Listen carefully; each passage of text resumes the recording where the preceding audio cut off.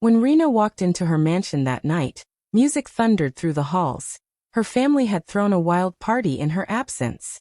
Her father lounged in her chair, her cousins poured champagne, and her mother smiled like she owned the place. And then her mother said the words that froze her heart. "We deserve this house, Rena. You wouldn't have it if it weren't for us." Rena didn't argue. She simply smiled, because she already knew, by sunrise, none of them would ever set foot there again.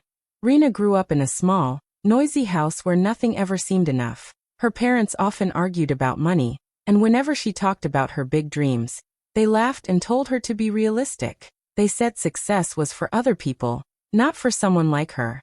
But Rena never believed that. She always felt deep inside that her life could be more than just surviving from one day to the next.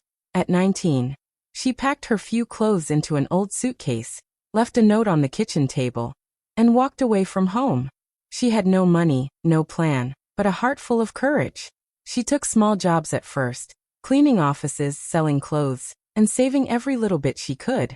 She lived in tiny rooms, sometimes skipping meals, but never let go of her dream to build something of her own.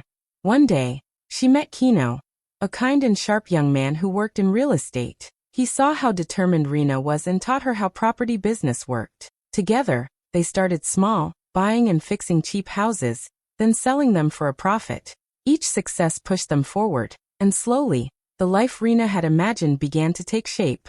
Years passed, and Rena turned every failure into a lesson. While others gave up, she stayed focused. She learned to negotiate, to plan, and to see opportunities where no one else did. The girl who once had nothing became a woman with confidence and purpose. The day she bought her $2.3 million mansion, Rena stood at the gate for a long time, just staring. It was more than a house, it was proof that she could rise without her family's help, that every tear, every rejection, and every lonely night had built the strength she carried now. She walked through the marble halls, her footsteps echoing softly, and smiled. She decorated the mansion with care, choosing every piece herself. There was warmth in every corner, a sense of peace she had never felt before. It wasn't just a luxury home.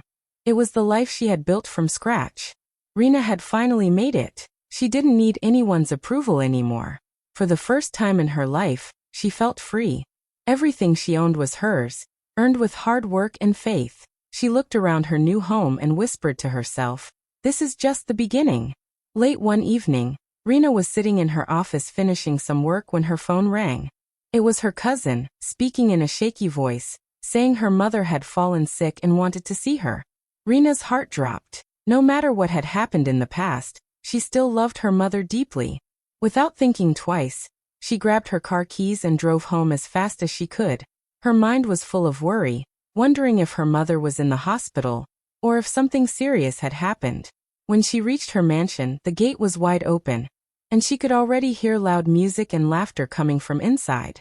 Confused, she walked in and froze. The grand living room was full of people. Her aunts, uncles, cousins, even neighbors were there, holding glasses of champagne, laughing, and taking pictures. Balloons floated in the air, and food covered the long dining table. At first, she thought maybe they had planned a surprise celebration for her. But then she saw her mother, standing in the middle of the room, smiling proudly like the hostess. Her father sat in her favorite chair, leaning back as if it was his own home. When Rena stepped closer, everyone went quiet for a moment, pretending to look happy to see her. Her father stood up with a glass in his hand and said loudly, "Finally, the house is back where it belongs, with the family." The guests clapped and cheered. Rena's smile faded. It hit her then. This wasn't about love or reunion. They had lied about her mother being sick just to get inside her house. Her cousins were dancing around the pool, some even bragging about how their family owned such a big mansion. Her mother walked up to her and said softly, "You've done well, Rena. But remember, you wouldn't have this if it weren't for us." The words stung like fire. Rena wanted to speak, but no sound came out. She realized they didn't see her success as her own. They saw it as something they could take, something they deserved. She stood there quietly, watching her family enjoy everything she had worked for. Her hands trembled, but she forced a calm smile. That night, Rena understood the truth. This wasn't a family reunion. It was a takeover, planned carefully and carried out by the people she once trusted the most. After the fake celebration, Rena tried to stay calm. She quietly went to her room to breathe and think, but soon there was a knock at the door. Her parents walked in, closing it behind them. Her father didn't waste time. He looked around the room and said, "You've really done well, Rena. This house is beautiful. But you know, a home like this shouldn't belong to just one person. It should belong to the family." Rena frowned, not sure what he meant. Her mother stepped forward, her tone softer but sharp underneath. "We raised you, Rena. Everything you are today is because of us. You owe us. Don't you think it's fair that we all share this place?" Rena stared at them, confused and hurt. "Share? What do you mean by share?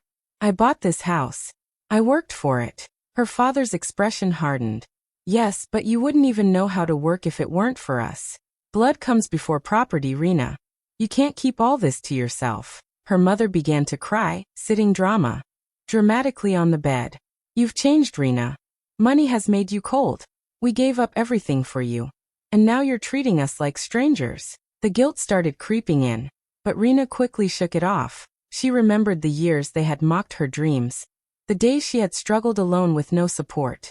"I didn't forget where I came from," she said quietly, "but that doesn't mean I have to hand over everything I built." Her mother's tears suddenly stopped. Her eyes turned cold. "So that's it? You think you're better than us now?" she snapped. "All we're asking is to live here together. Your uncles, cousins, everyone. This is a family home now." Rena's chest tightened. They weren't asking. They were demanding. It wasn't about wanting to be close to her. It was about taking control of what she owned. Every word her parents said carried manipulation, dressed as love. She stood up slowly, her voice steady. "No one is moving in. This is my home, and I won't argue about it." Her father glared at her, his jaw tight. "You'll regret this attitude, Rena.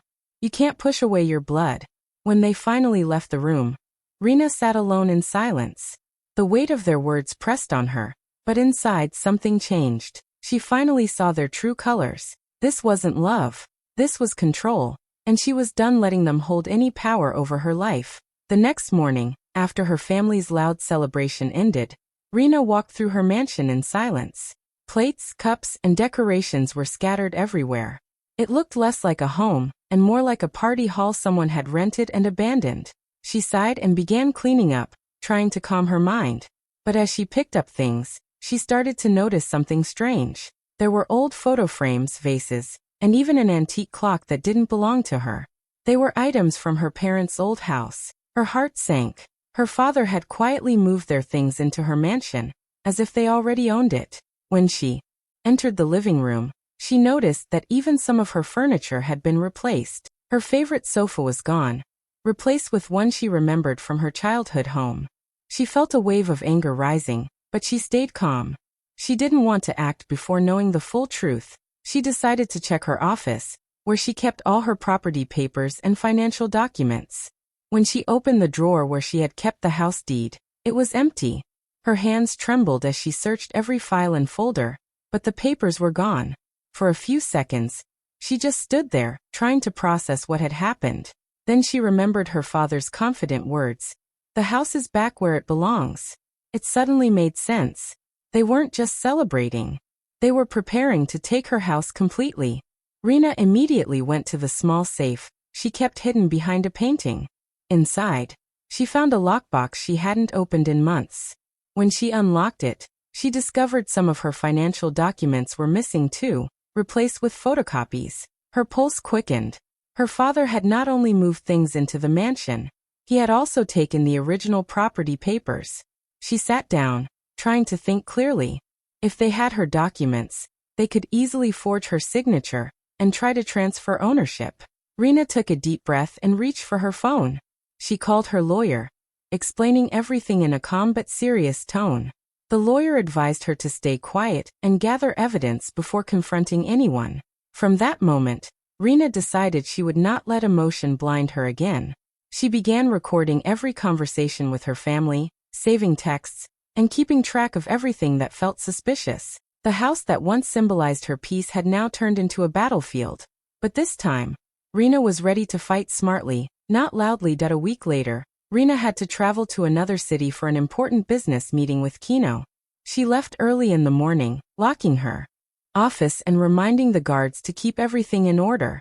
She trusted that her family would respect her space after their last talk. But she was wrong. That evening, while Rina was still in her meeting, her phone began to buzz with notifications. At first, she ignored them, thinking they were just business emails. But when she finally checked, she froze. Her social media feed was filled with videos of a big party happening in her mansion. She saw familiar faces, her cousins, uncles, even her parents, all dressed up, dancing, and laughing as music blasted through the background. There were people she didn't even know, strangers walking through her home, holding drinks, taking pictures. In one video, her father raised a glass and said proudly, "Welcome to the Lamia family estate. Our daughter's success is the family's success." The crowd cheered loudly. Another video showed her mother giving a tour saying, "Yes, this is all ours. We built it together." Rina's stomach turned. They had turned her home into a public show, pretending it belonged to them. By the time she reached the city gate late that night, her anger was boiling. The moment her car stopped at the mansion, she noticed something strange. The guards didn't move to open the gate. She rolled down her window and called out, but they looked away. One of them walked up and said politely, "Ma'am, Mr. Ade said no one enters without permission tonight." Rina blinked in disbelief. Mr. Ade was her father. Her own father had paid off the guards to keep her out of her own home. She tried calling him, but he didn't answer. Instead, she could hear faint music and laughter coming from inside. Her family was partying in her mansion while she stood outside like a stranger. For a few minutes, she just sat there in her car, gripping the steering wheel. She could have shouted, she could have called the police right away, but she didn't. She took a deep breath and decided that this would be the last time anyone disrespected her in her own house. That night, as she drove away into the quiet streets, her heart was calm but cold. The betrayal was clear now. This wasn't just about greed anymore. It was about taking everything from her. And Rina knew, this time, she wouldn't just take back her home. She would make sure they never touched it again. Rina parked her car a short distance from the mansion and sat quietly, her hands resting on the steering wheel. Through the large windows, she could see the bright lights flashing across the garden she had designed herself. The same flowers she had planted with care were now being trampled under her relatives' feet. Her cousins were dancing, holding champagne glasses she had bought. Her father stood near the pool, laughing loudly, while her mother mingled with guests, pretending to be the proud owner of everything Rina had built. She could have stepped out and shouted at them, but she didn't. Instead, she stayed in the car, her face calm, her eyes cold. She watched them as if she were watching strangers. Her phone buzzed again and again. Messages, videos, and even live streams of the party were spreading online. People were congratulating her family, calling them the Lamia legacy, not knowing the real story behind it all. Kino called her when he saw the videos too. "Rina, just leave it," he said gently. "Don't let them drag you down. It's not worth your peace." But Rina's voice was steady when she replied, "They've taken my peace already, Kino. But not for long." She ended the call and leaned back, watching the gate guards who had betrayed her for a little money. She wasn't angry anymore. She was focused. Every moment of her struggle, every insult, every sleepless night, flashed through her mind. Her family had mistaken her silence for weakness. They thought she would cry or give up. They didn't know that quiet was her strength. She waited until the music began to fade and the guests started leaving. Then she started her away slowly, not saying a single word to anyone. She didn't go home that night. She went to her office instead. Sitting at her desk, she began making notes, listing names, times, and every piece of evidence she already had. The missing documents, the videos, the lies. She opened her laptop and began collecting every post and clip shared from the party. By dawn, Rina had a full plan. It wasn't loud or emotional. It was sharp and quiet, just like her. She looked at a photo of her mansion on her phone and whispered, "No one storms my life again. Not this house, not my peace." That morning marked the beginning of something new. Rina wasn't going to argue anymore. She was going to end it, once and for all. A few days later, Rina made a decision that surprised even herself. She was done arguing and explaining. Now she wanted results. So she came up with a plan. one that looked peaceful from the outside but carried quiet power underneath. The next morning, she called her parents and spoke softly, pretending to sound emotional. "Mom, Dad," she said, "I've been thinking. Maybe I overreacted. Let's have a small celebration at the mansion this weekend. I want us to make peace and start fresh." Her mother's voice brightened immediately. "That's my daughter. I knew you'd come around." Rena smiled, knowing they had no idea what she was planning. While her family began preparing for the event, Rena started working behind the scenes. She met with her lawyer in secret and showed her the missing property documents, the videos of the illegal party, and screenshots of the fake posts her family had made. Her lawyer was shocked but impressed by how calm she was. "You've got all the evidence," he said. "We'll handle this quietly but legally." Next, Rena contacted the local police and the building association.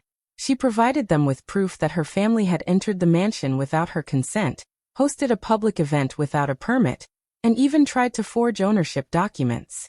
The officers agreed to step in, but only when she gave the signal. Rena thanked them and kept everything quiet. For the next few days, her family believed she had forgiven them. They sent her cheerful messages, asking what color theme the party should have and who should be invited. Rena responded kindly, even sending her father a message saying, "You'll be proud of me that night." They thought she had surrendered, but she was just waiting for the right moment. Finally, the night arrived. The mansion shone with golden lights again, just like before. Her family came dressed like royalty, her father in a fine suit, her mother in a sparkling gown.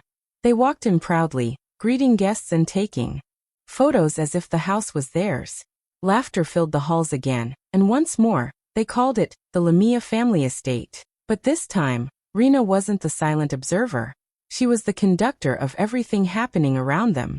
As she stood at the top of the staircase, watching her parents enjoy the fake peace, her phone buzzed quietly. It was the message she had been waiting for, from the police, confirming they were outside and ready.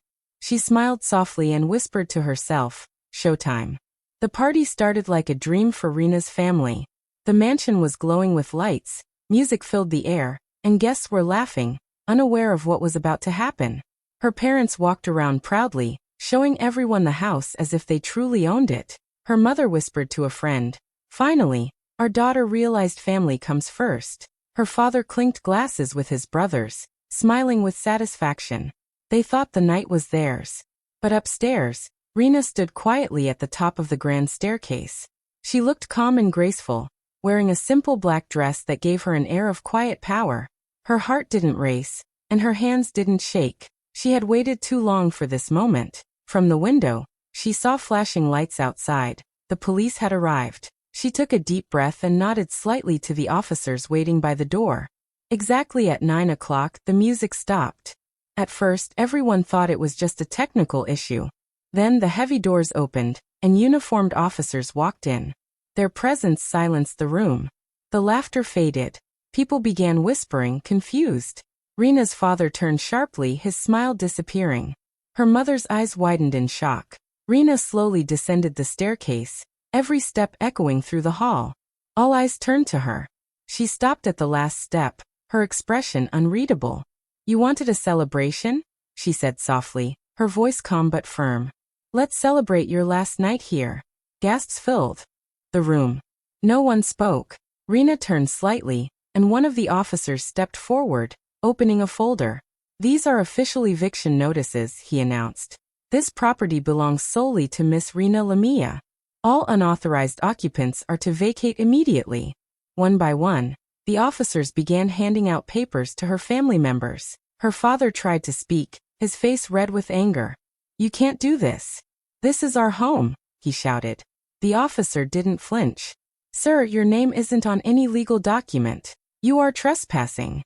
Guests started recording, their phones capturing every second. Rena didn't stop them. "Let the world see," she thought. Her mother grabbed her arm, tears streaming down her face. "Rena, please don't humiliate us like this." Rena looked at her calmly. "You humiliated yourselves when you tried to steal what wasn't yours." By the end of the night, the mansion was quiet again. Her family, once loud and proud, stood speechless as officers escorted them out. Rena stood by the door, watching them leave one by one. She didn't smile, She didn't cry, she just felt peace. Finally, her home was hers again. By the next morning, Rena's mansion wasn't just a house that witnessed drama. It was a headline. Videos from the eviction night spread like wildfire across social media. People couldn't stop talking about the family, who threw a party in a house that wasn't theirs. Comments poured in, calling them greedy and shameless. Rena's calm face at the top of the staircase became a symbol of strength. The world finally saw the truth, how her own family tried to take everything she worked for. Her parents and relatives couldn't hide anymore. Neighbors whispered when they passed by, and old friends avoided them. Reporters even showed up at their old house, asking questions they couldn't answer. Rena's father, who once bragged about being the man of the house, now looked defeated. Her mother, who loved attention, stayed indoors, afraid to face anyone. The same relatives who mocked Rena's independence were now begging her to forgive them, hoping she'd stop the online storm. One afternoon, her father came to her new office. He looked smaller, older, like the weight of his actions had crushed him. He placed a letter on her desk and said quietly, "Rena, I'm sorry. I didn't realize what I was doing. We were just..." But she raised her hand gently, cutting him off. "No, Dad," she said softly. "You realized it. You just didn't care until the world saw it." He looked down, unable to meet her eyes. She continued, her voice steady but not cruel. "Family doesn't destroy what you build, unless you let them. And I won't let that happen again." For a long moment, silence filled the room. He nodded slowly and walked out without another word. Rena watched him go, feeling both sad and free. She knew forgiveness didn't mean letting them back into her life. It meant letting herself move forward without pain. From that day, Rena didn't look back. She kept working, focused and calm, turning her story into a lesson for others.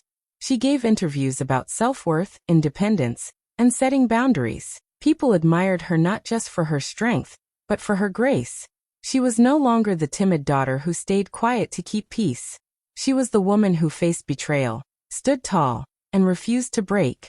And for the first time in her life, she felt proud, not of what she owned, but of who she had become.